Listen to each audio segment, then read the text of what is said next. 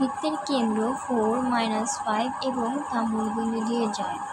বৃত্তটির সমীকরণ নির্ণয় করতে হবে এবং বৃত্তটি অক্ষদ্বয় হতে কী পরিমাণ অংশ ছেদ করে তা নির্ণয় করতে হবে। এখানে বৃত্তটির কেন্দ্র দেওয়া আছে 4-5 এবং এটি মূলবিন্দু দিয়ে যায় 0, 0। তার মানে এদের সঙ্গে লেখাটি হচ্ছে বৃত্তটি ব্যাসার্ধ। তাহলে ব্যাসার্ধ r = আমরা জানি এটি হবে দ্বিবিন্দুগামী রেখার সমীকরণ। সেটি হবে x - 4 x - 1 plus -4 = 16 plus 25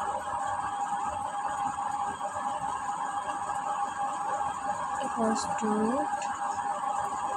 41। বৃত্তটির সমীকরণ হচ্ছে x - 4 whole square plus y plus 5 whole square equals to r square 41। x square minus 8x plus 16 plus y square plus 10y plus 25 minus 41 equals to 0। x square plus y square minus 8x plus 10y plus 41 minus 41।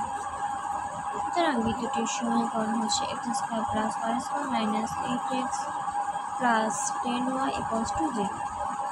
এখন আমাদেরকে বলা হয়েছে যে বৃত্তটি অক্ষদ্বয় হতে কী পরিমাণ অংশ ছেদ করে। সুতরাং x অক্ষের খণ্ডিতাংশের পরিমাণ আমরা জানি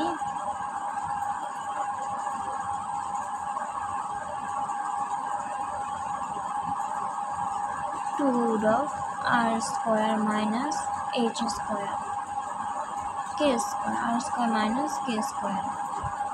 2√r মানে 41 স্কয়ার k, এটি হচ্ছে hk 25।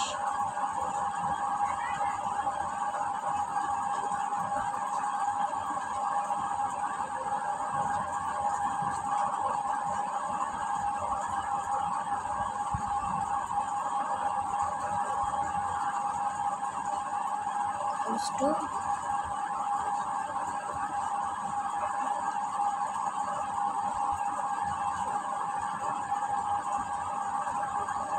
8f।